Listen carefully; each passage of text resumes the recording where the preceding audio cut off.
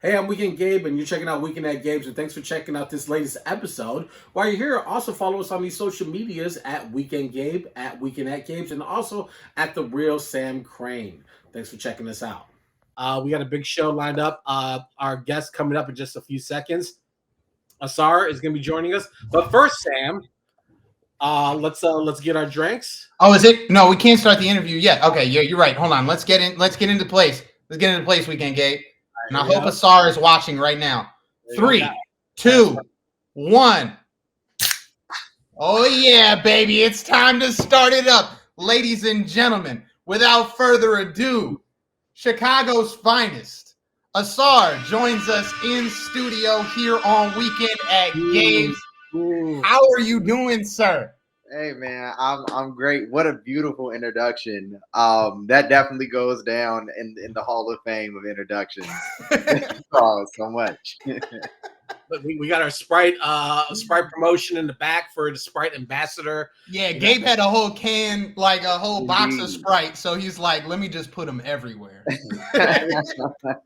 Sprite, if they need to fill more ambassador slots, let me know. I'll be that. Hey, absolutely. Your name is first on the list right now. We'll make all these clouds. We'll make them all green. You know, like whatever you need. Write it out. I'll let them know. I'll leave the element of surprise for later on. All right. So thanks for joining us here on the show. We appreciate you giving us your time. We've been following your career for, like Sam said, we're huge fans and been following for several years now since you've been putting in that work. Let's start off kind of brand new right now. You got the new single Vanity with one of your frequent collaborators, Femdot. Talk a little bit about that record and getting that out there right now. Yeah, really, really dope. This is actually the first time me and Fem have put out anything since 2016, I believe. It's been a long time. I was listening to the growth, so that's why I thought maybe that you guys had some more frequent stuff. But wow, 5 years. What's that like? It's dope. Me and him actually recently just had a conversation because we were both in a very, very different place when we first started working together. I had recently just met him at the time for a show that he had come down for at U of I. It was like a Taste of Chicago show. And got a chance to chop it up with him, really rocked with him as a person, talked to him after the show was over. I was just like, we should definitely get some work in. We ended up working on the intro track to my first full-length project. It's called The 6-Page Letter. And we've been cool ever since. Definitely have like kicked it with him and just stayed in touch for years. And to see the growth in both of our careers and the trajectory that we've been on since we initially met each other to now, it's just kind of one of those full circle moments. And the reception from the song has been amazing too, so it's dope. Nice. Now we just spoke with Rocky Fresh, and he was talking about how he really wants to work with Femdot. So you got one on Rocky Fresh, sorry. That's why I want to let you know. Add one to the board. Chalk it up, baby. That's what we're talking about. But I want to get back to Sprite, because it's been sort of a running joke. I've seen it on Twitter. I've seen Boots on Twitter running it up. I love Boots on Twitter, by the way. If y'all don't follow Boots Howard, definitely a part of the experience as far as keeping up with Ausar's music. But talk about how that came about. How did you get involved with Sprite? And it seems like we just watched the Up Rocks episode that came out today. It seems like the media placements are rolling in, and every single time I see one of these in the background. So talk about the origins of that deal. Yeah, it was definitely just it was really by happenstance. Sprite does this thing every year where they have the Sprite Way artist program where they take 5 independent artists and they just work with them, throw their resources behind them, and see what they can make happen. And they do it in the IG post. I had seen it, just kind of decided not to interact with it. And a homie of mine was like, yo, this could be a great opportunity for you. Like, see what's to it. I'm like, all right. She told me that the key to it is usually like making sure you get your name circulating in the comments, blah, blah, blah. Cool. So I put it on my story, told a couple of my homies, like, yo, tag me in this. Got like 200 people to tag me in it. And they hit me like 3 days later and were just like, we went through your music, like what we heard, like let's continue to build. And they've been super supportive. The staff over there is super nice. Truly help you to like just focus on your artistry. Whatever resources they have in network, they dish them off to you. And it's very much so, it's one of those partnerships that's truly a partnership where they hit you and it's just like, hey, is this something you would want to do? Like, does this align with you? And if so, like, let's go ahead and get you on board. If not, no issues. We'll wait until we get something that does align with you. And it's just been really dope. Word. Yeah. Word. So talk about that. The next success series that just was popped up on Rocks today, which is also in partnership with Sprite. You're working with Quincy Banks to complete Homies, and you mentioned in the video that you guys went out to LA. You got some shots, but it wasn't enough to really pull it all together. So, and then we see that you guys working together, you and Quincy working together. And so, is it a new video or is it kind of a construction of taking what you already have and collaborating and putting his work to already something that's existing? Take us a little bit about what the final product may look like. Yeah. So 2 things actually that I have to be completely honest with you all. I didn't even know that premiered today. That's what's crazy. Neither did I. Like an hour ago, Gabe hit me up and he's like, "You got to watch this because this is going on right now." What? I didn't know that premiered today. That's insane. I should probably tell everyone that premiered today. I had no clue. Listen to anyone watching the show. I'm talking to you up there. We do our research on this show. Tell a friend. That's crazy. Y'all got the scoop before me. Wow. But no, it was a really interesting experience. The video itself, we had to work from scratch because we did have some footage from the last time we came through and we shot while we were in LA. It was me and Boots, but it just wasn't cohesive enough for us to really make anything that like I felt comfortable releasing to you all. So we just kind of went back to the drawing board. We sat, we talked about it. We were like, how can we make something dope and simple that we think everybody is gonna love, and what you all are gonna get, because the video hasn't released yet. Just the behind the scenes. Yep. Okay, cool. Somebody shoot me a link to that. I'd like to see that. It was just us coming together and figuring out what that looks like. So when you all do see it, I think it's gonna be dope. Word. What was that? Because they Quincy has done so much stuff with Lizzo. They said like with the Rolling Stones. So sort of having his input and him sort of being with these A-list artists and him taking on your song and trying to interpret your vision. What was that like? What was it kind of? Because I think in the video you guys only had like 3 hours together to work, which is a fraction of time. Yeah, it was super. So what was that like? Kind of like maximizing his time to get the most out of the record. Yeah. First of all, Quincy, super cool people. Like really enjoyed them. Really enjoyed working with them. Very down to earth. And the process was very smooth. I'm weird in the sense that like I'm usually not married to any particular idea. I just go with the flow. And if it makes sense to me at the time, that's what we're doing. Quincy was very flexible in that way where it was just like, all right, this is what you want to do? Well, I guess this is what we're doing then. I'm going to do my best to make sure it looks good. Yeah. I was like, all right, cool. It just was very free flowing. And I think from what I saw, everything looked really dope. Like I was satisfied with what the final product would be. Got it. You talked a little bit about not being comfortable with the initial product to release to fans. And we've asked a couple of artists this question on the show lately. But do you have an idea of who your fans are? What that core fan base is yet? Is that still evolving for you? How do you assess your fan base and who are those people? Yeah, I think my fan base currently consists of people who believe that hot dog is a sandwich.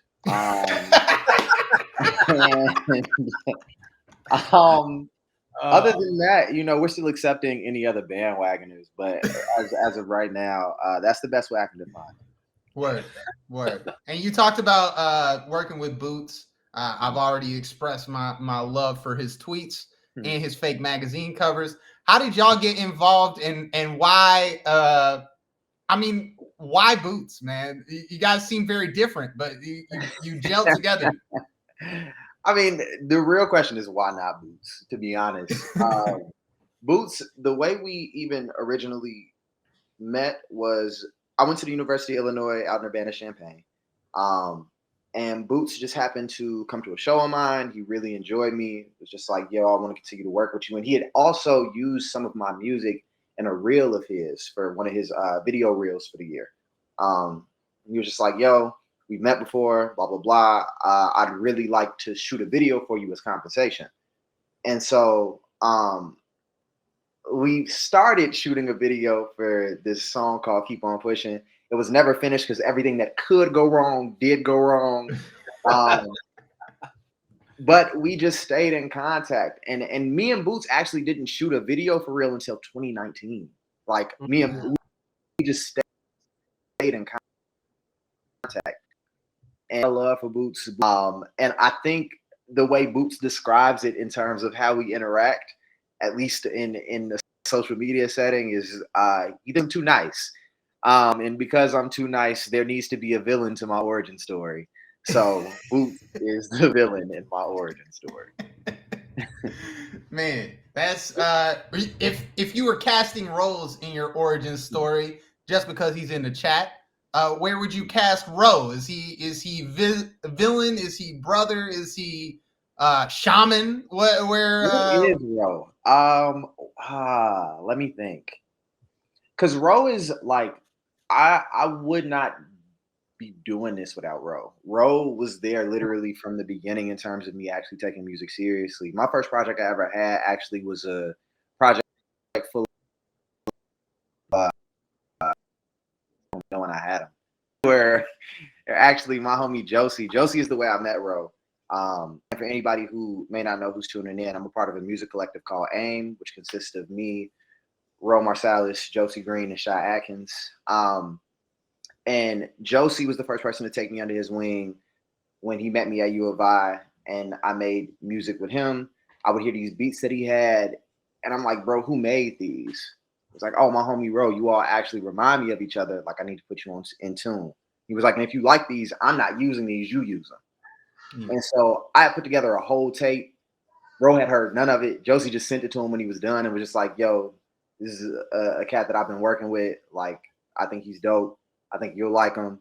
Ro heard it and was like, yeah, you believe in him, I believe in him. And from there, like, Ro has kind of mentored me the entire way through. That's legitimately like my blood older brother.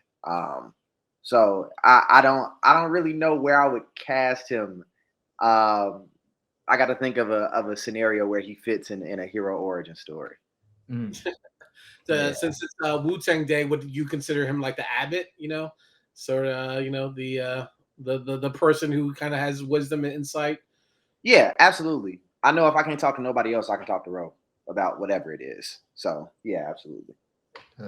Maybe not the strongest leader like the RZA, but our strongest RZA, who has some questionable decision making in his history. But whatever, we'll have to get into that today. He says Ro says as a villain. I want to circle back a little bit. You were touching on a little bit of your time at U of I. You started off as a chemistry major and then transitioned into a community health major, which was more of a focus on public service and social work. I wonder if your transition into that field has enlightened you into where it's strengthened your writing abilities to be able to emote and relate to the human struggle. I think to a degree. It's funny because I feel like that's something I'm still even learning currently. I think it definitely gave me a passion for wanting to help people. And I think using my voice as a tool has been the most effective way to current date. People who say they listen to my music and, it's helped them through a time, or they felt like, a lot of people feel alone when they go through things, and when you're able to find solace in music that I've created, and to know that like there are other people going through the same things, that means a lot to me. So I think it's definitely pushed me to be a lot more vulnerable in my music in that way, because I know the more vulnerable I am, the more people it reaches and the more people it touches. That's a great point. I want to talk about let's talk about Pigeons and Planes, because that's the big thing. The episode just came out, is on Pigeons and Planes. You can go check out Ausar talking to Gunnar Stahl, one of my favorite people, and Eric Ark Elliott, who I haven't heard from in years. I thought he was dead, but you know. That's crazy. But let's talk about it. In the interview, you mentioned that the album coming soon is entitled David. Am I right? You are correct. Okay. What stands out about that character from the Bible for you? Why call it David? Yeah, for several different reasons. I just think his story resonates with me so much.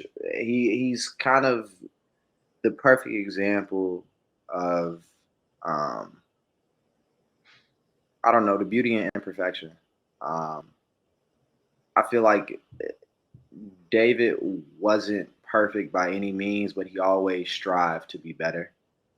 I think that at the core of his story is what resonates with me most. He was a man after God's own heart. And of course, anybody who knows me and knows me well knows that like I'm Christian, I identify as Christian. And like my tie to God is something that I hold very near and dear to my heart. In addition to that, what a lot of people don't know was David was a musician. And his music actually was used to soothe people who like were going through troubles and like mental issues and things of that nature. And in that same way, it's kind of indicative of what I'm trying to do in my own music, like to be able to help people around me, I have to say. And that they went through some of the triumphs that he's had and how he was viewed as a leader and one of the most potent leaders in biblical history. All of that just really resonates with me. And by the time it's all said and done, I want to kind of identify with that, like to be able to say I was the best leader I could be with the platform that I had. Word. So now looking for it from, or maybe this wasn't the last project, but certainly one of the more impressive rollouts I've seen in a while, the B-sides tape. From there to now, David, where do you feel like the differences are? Where do you feel like that growth has come to fruition? I think for the next project that we have, people are just going to hear a lot of different things from me. I'm going to tell you all something, and first people to hear this, and whoever else. Hold on. That's a Weekend at Gabe's exclusive. We love to do that here on this show. Yes, please tell us the exclusive information, Ausar, please. Yeah, no, based off of some recent changes and some things that are going on, David actually may not be the next project. It may not be the next project. There may be another one that you all get before we even get to that. And I think part of it is because I've been working on David really, really heavily for probably like the past 5-6 months. Yeah. We've made well over 30 tracks for this album at this point. But where I am currently, I've been experimenting a lot, and I've made a lot of really cool stuff. And it doesn't necessarily fit within the realms of what I'm doing for David. And now that I'm having fun and I've talked to my team about it and I'm having so much fun with it, they've really just kind of given me the green light to be like, experiment while you're in this pocket, whatever this is, do what you do. When you're done with it, we'll figure out what we're doing, but explore, have fun. So that's where I am right now. I'm really excited about the music I've been making over like the past month or two. I have a title for it. I'm not going to give it out yet, at least not on record. Maybe off this interview, I'll tell you all separately. Word. But yeah. Word. Does it feel like your Chinese democracy, your detox? Does it feel like a record that you're just continue to chase after? And to you, you may not feel like it's ever gonna be what you want it to be because it's just the expectations are too high. Um, to a degree, yeah, absolutely. I think I pay so much attention to because this is the second time this has happened. Technically, Flight of the Honeybee, we went to partially because of COVID and the fact that we wouldn't be able to tour or do any of the cool things that we wanted to if we wrote out an album during that time. Sure. But also because like there was a lot of pressure around David, and it was like everybody is looking for this album, and because of that, it has to be right. Like it has to be received a certain way. There are so many expectations behind it. When I go and do other projects that nobody knows about, nobody cares what that sounds like because nobody knows about it. I can make it sound however I want to, and it just puts me in a different mindset. Right. And I think every time I do something like that, it instills a different type of confidence in me to just continue to trust my gut. So yeah, absolutely. I do think at this point it has become my infamous detox. I love what you're saying about it because I just remember learning about David in religious school, and them lessons went on for like the majority of my childhood. Like that story goes on for forever. Like when you really get to it. I want to offer this story that is true. You can look this up. Michelangelo's statue of David, at some point in the 80s, some crazy dude ran in that thing and lopped a toe off. Just took a hammer and chisel and fucking lopped the damn toe off. And they were like, bro, why would you do such a heinous goddamn thing? And he was like, it was too perfect. So take a moment. Take that with you. You know, the chase of perfection. You might have just did something. I'm not gonna lie to you. You might have just did something. I'm gonna just leave you with that. But you brought up the Flight of the Bumblebee tape. What is it with that tape? What was important about bees? Because my girl can't get enough. I was like, Ausar's coming on the show tonight. She's like, who is that? I'm like, the guy who made all them songs about bees. And she's like, oh yeah, no, I fucking love that guy. That's hilarious. First of all, tell her thank you. I appreciate it. But no, that was such a spur of the moment thing where my guy Emmy, shout out Emmy, sent me this beat, the beat for the intro, and it sounded very springtime-ish. It sounded very like busy. It reminded me of this classical piece called Flight of the Bumblebee, and I don't know why it did, but it did. And so I made a whole song about me in the perspective of a bee, which is very random and weird, but it made sense to me. And the concept itself, I kind of use bees as a metaphor for marginalized groups of people, how they're looked at in society as these like aggressive creatures, how the product of things that they make are taken and used for profit for groups that are not their own, and just stuff like that. I was like, oh, there's a concept here. And so I just kind of built upon it, and it turned into a 5-track EP that no one expected, but it worked. It literally worked. And that's why I think, I don't know, I think that also made me trust my crazy ideas. Like if this is what came from one song I decided to write about bees, I should probably trust my crazy ideas. Do you think conversely it helped your team trust your crazy ideas? Because that's a different dynamic, right? Like, I definitely think so. I think me and Ro specifically, like I said, it's always just going back. Me and Ro feed off each other a lot. So it's like if I'm feeling the way he approaches things becomes a very specific way as well. When I'm having fun, or if I feel like Ro is having fun, it makes it easier for me to have fun and just experiment and do whatever. And we were in there literally doing whatever. Like it was just like, okay, do we want to add additional instrumentation here? And the secret sauce to all of this, by the way, was this amazing gentleman named D Noel. D Noel, this is the first time I got to work with him this extensively, because he's all throughout Flight of the Honeybee. And seeing how he transformed these joints and brought them to life, it was just crazy. It was crazy. So yeah, absolutely. I think it does create a different team dynamic and allow them to trust me more as I trust them. The thing about that record in particular, I was listening to it today and revisiting it today. It's just how soulful the records are, how the jazz infusion, with Hive, the transition and production selection. It's just so wonderfully done. But also there's kind of like a track history of that being sort of your preference of almost like this instrumentation of music instead of the drums and maybe a sample. It's like you really go dive deep into those selections of offerings.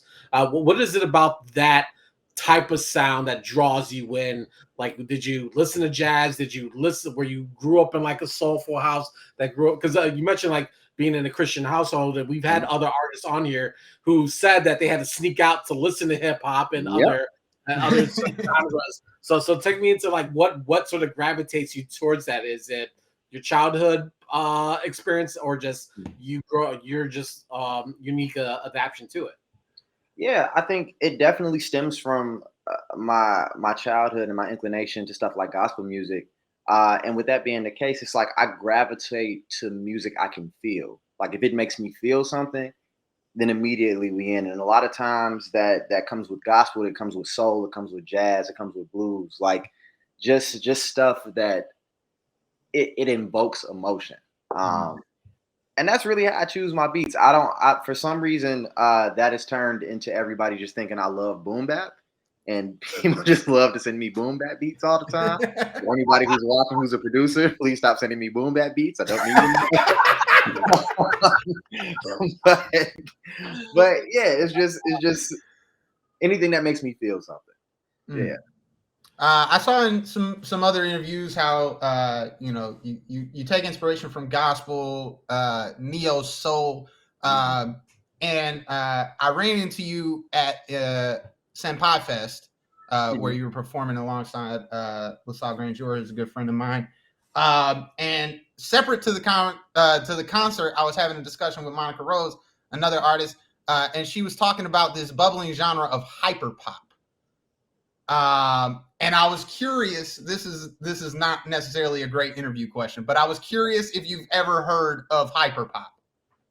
I have not, but that sounds super familiar. But I don't think I have. It's these new artists bubbling up. I would say, argue even some of the new Amine songs that are out, and Pink Pantheress is the main. Oh, word. Yeah. Yeah, that sort of energetic, almost auto-tune, but almost like really auto-tuned to the point where it's really computer sounding. Yep. I don't know. Interesting. That was just a genre that made me feel something. So when you were talking about that, I had to bring it up. But let's get back to that show, Senpai Fest.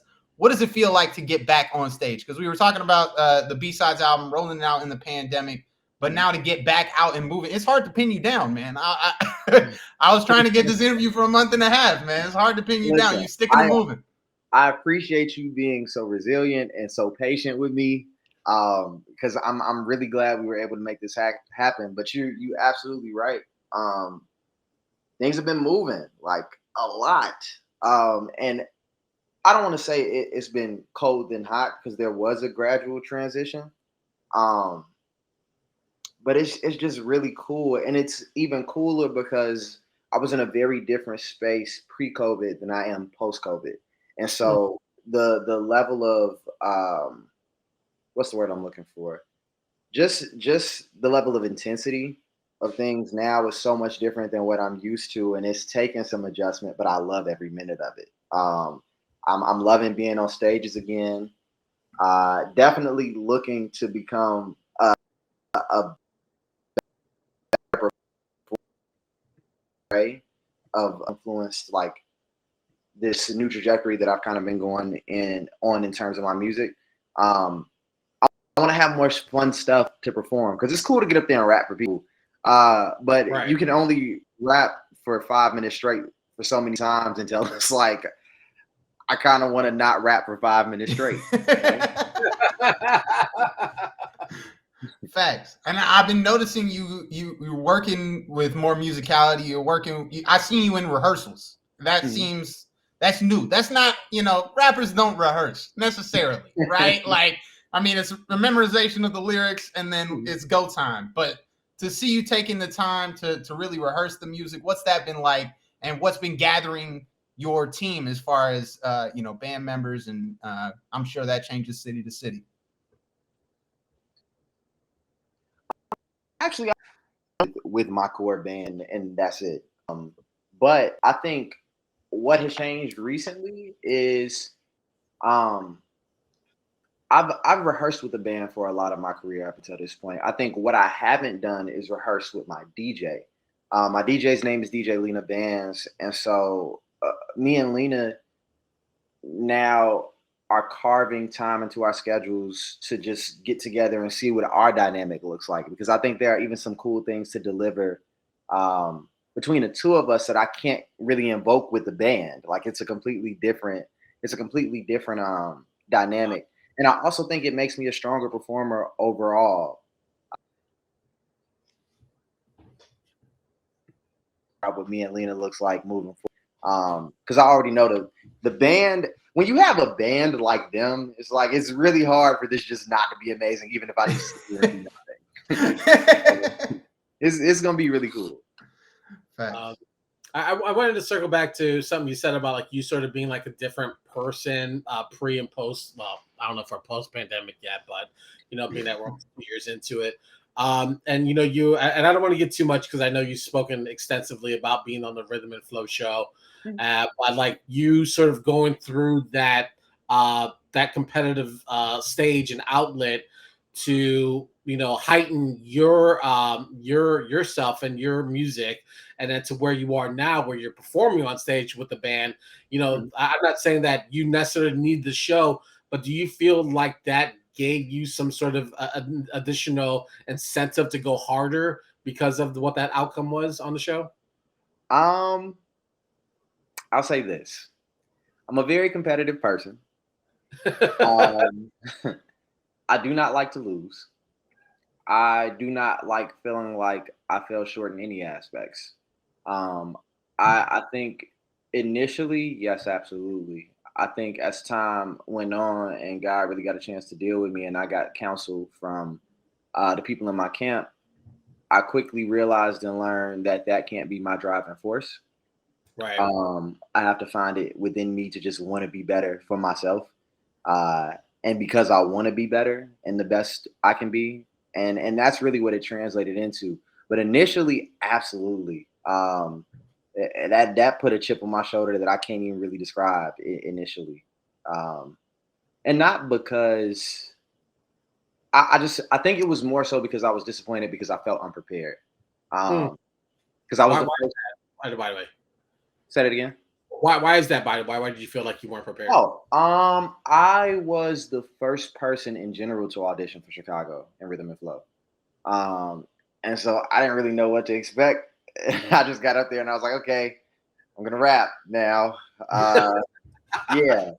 And though that was part of what they were looking for a complete package. They wanted you to tell your story, and rightfully so, because that's what music in general is all about. It's about telling your story.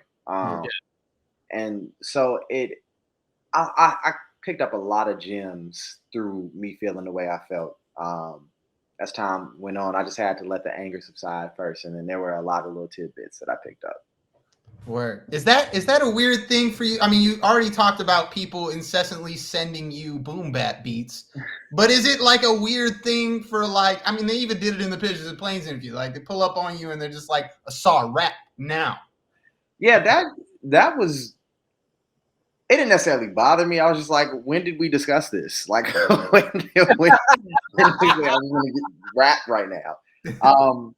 As long as you don't like do that to me while I'm coming to support somebody's show or like in a really random scenario, it doesn't. Like when you're walking out of CVS with like your toilet bowl Yeah. cleaner.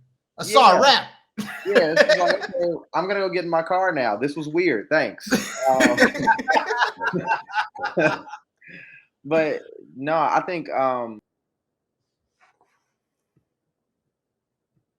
love my parents with all of my heart. I do. I promise I do. But when they get around their friends and they're like, my son raps, listen to him rap. He's going to rap right now. And if he doesn't rap, we're going to just play his music and you all are going to listen to it while you stare at him in his face because this is his music. Okay.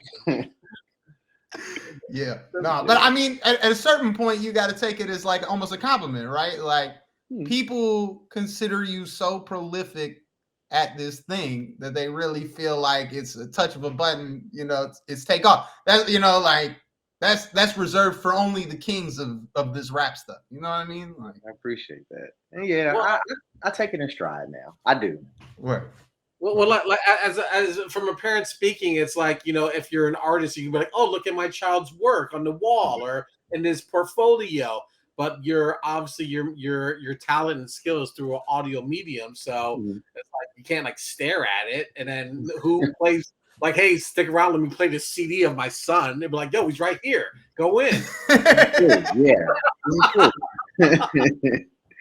But I think you should definitely use like a cocktail moment like that and just throw some battle raps out and just like really surprise people. I think what I'm gonna do from now on is just recite something that's definitely popular on radio at the time, so that they know that it's not just because. Just the next Drake song, in rotation. Literally the next Drake song. Sounds like but before we get out of here, I know we always like to have a little bit of fun with some real fun questions. Oh yeah, I got 3 fun questions lined up, Gabe. So you're gonna have to let me loose, let me off the leash, cuz. I think you said, I think your bio says like you have a 35-inch vertical. So I assume you're talking about basketball. Like, what is what is your position that you play? Are you a small forward? You running? Well, if you're not a power forward, I swear to God, I've stood next to you in person. So here's what's funny. What position should I naturally probably be playing? I should probably be a guard of some sort. But all throughout high school, I actually played center. And I'm not a center. I'm 6'3". Like that's very much an NBA point guard height. Yeah. So, yeah. Word. What are you looking forward to? Scottie Pippen's tell-all book that just came out today. Ooh. Yes. Scottie is also one of my favorite players. I was number. Yes, but I know it's gonna be messy. But yes. Word. Okay. So I have a little bit of a deep involved question. I Googled your name this morning and you did not come up. I will tell you what did come up. Lots of Osiris videos. And I did not know this because apparently my Egypt nerdology only goes so far. But Ausar is actually another name for Osiris, the god that we have come to know and love. A god of, the underworld, but also of vegetation and growth. I learned this morning that a symbol of Osiris was sort of like a hemp sack that they would put seeds in, and then the seeds would grow out the sack, and that would be like they would pray to something like that, which is crazy. Asar's main adversary is Set, the god of chaos. And we talked about Boots. Is Boots your Set? Is he the god of chaos for you? In this particular scenario, I would have to say so. Yeah. Word. Another famous Osiris story is that Set eventually descends the world into chaos by cutting his body into little pieces and spreading them all across the world. Osiris's wife got to go pick all them pieces up, put them back together. That's actually makes Osiris the very first mummy, which I also learned today. So interesting. But then they bring him back to life. They put all his body pieces back together. They bring him back to life. I know that you got Christian roots. So I have this question. Okay. If you die and come back to life, would you rather have it happen like Easter Or would you rather have it happen like Osiris, where you get split up into a bunch of pieces and then put all back together and then you back to life? That's not baller. I think Easter, definitely, because like, you feel me? It's like, hold on, how is that not baller, bro? because you have to get put back together. Like, somebody had to help you to get put back together so that you could like do what you had to do. With Jesus, it was like, hey, you move that stone, I'm low key not here no more. I'm here. You know what I'm saying? Like, it's just different. It's levels. You know what I'm saying? I just think that's a lot more baller. All right. Very Just cash like, money. That is good information, bro. This is everything that I need. My last question here, and I asked this to Ro, and Ro answered this question in his interview. You can go check it out on Weekend Gabe's YouTube. But he talks about it, and he did not mention your name. And I said to myself, yo, Ro, why did you not invite Ausar on this trip? So the question is this. You can go to space. You can bring 3 people with you. Jeff Bezos says you can go to space. You can bring 3 people with you. Who are your 3 people?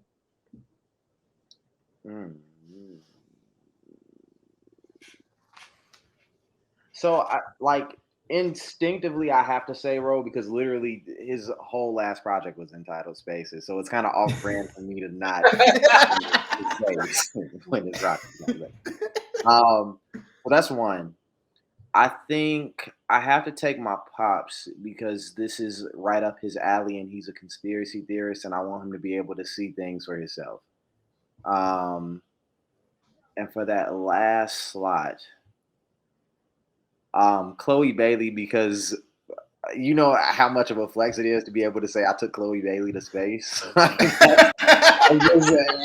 a given. Also, just being in space with Chloe Bailey sounds like the most amazing time ever. So, those are my 3. Hey, those are good picks. Ro picked a lot of family members, and I was like, where's Ausar? And he was like, well, I got a big family, and Ausar got a big family too. So if you asked him the same question, he probably wouldn't pick me. Joke's on you, Ro Marsalis, because now you feel guilty. Wherever you are in the chat space, I hope you feel very, very guilty. Two quick questions I got, and then we're going to let you go. I read that, or I think I read or saw that you have not said a swear word since 5th grade. How did you? Where did I say that? That's the truth, but where did I say that? And since you don't say swear words, I imagine you probably think a lot of them. What is the most thought swear word you say in your head? He can't say it though. He's got to give us the S word.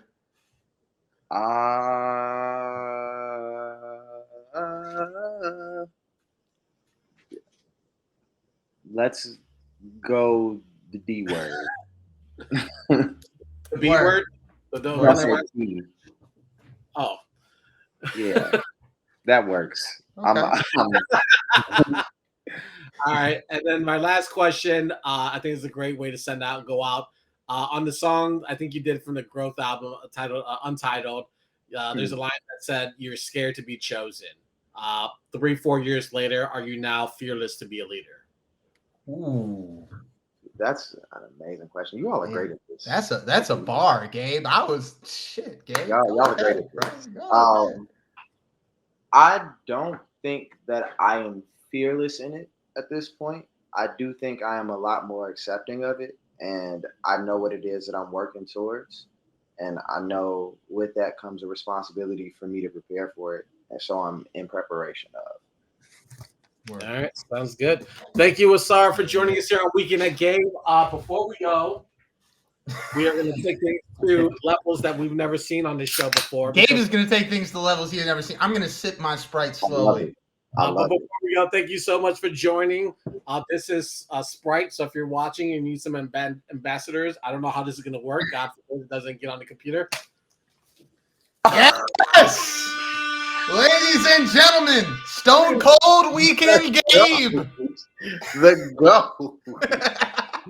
Wow. Delicious. Wow. Please send me that clip. Please send me that clip. I will literally send that over to Sprite immediately. It burns on Scottie Pippen's tears. Oh my God. That was amazing. Wow. You all are great. Thank you so much for having me. I just had an amazing time. This was long overdue, but I'm glad we made it happen. Absolutely. And we'll make it happen down the line when the new project drops too, for sure. Absolutely. All right. Enjoy the rest of your night. Thank you for joining us. We appreciate it. Y'all too. Appreciate you. Peace. Joining us here on the Weekend Gabe. Yo, ladies and gentlemen, America, if you are out there, Gabe was like, I'm going to do the Stone Cold Steve Austin with the Sprites. And I said, Gabe, you won't do it because you're not built for this. Ladies and gentlemen, I need to let you know right now, a Weekend at Gabe's exclusive. Weekend Gabe is built for this. Yo, thank you to Ausar for coming along and being patient with us, being annoying in his DMs. Thank you to Weekend Gabe for curating another segment of news that only Gabe cares about. But we are not done for this week, Weekend Gabe. We got another show coming up on Thursday, and we're doing something very special and unprecedented. So tell the people. Big show. Thursday's Veterans Day, obviously, so we'll salute the troops. But also we have Southpaw Sway joining us. We also have Lyric Jones, who's celebrating the 1-year anniversary of her debut album, going to be joining us. We're going to, but it doesn't really matter how we do it. It's gonna get done. Don't worry about how the sausage gets made, America. Exactly. It's going to get done. It's going to be a great show. So we're looking forward to that. This is coming off the heels of last week's show with Rocky Fresh. We're killing it all across the board here on Weekend at Gabe. So keep tuned in, and maybe I don't know what I might pour on me on Thursday. Yeah, every week take a bath in a different soda and find out which one burns the eyes the least. Oh my God, it actually did.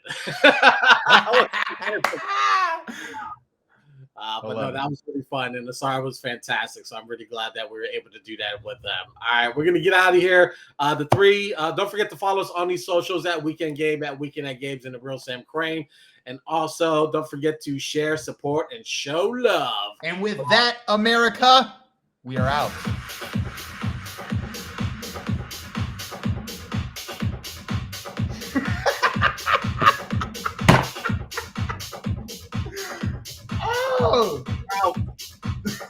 Hey, I'm Weekend Gabe. Thanks for checking out this latest episode of Weekend at Gabe's. Click on any of the links swirling around my head, and also hit the subscribe button while you're here. Thanks for checking out us here on YouTube.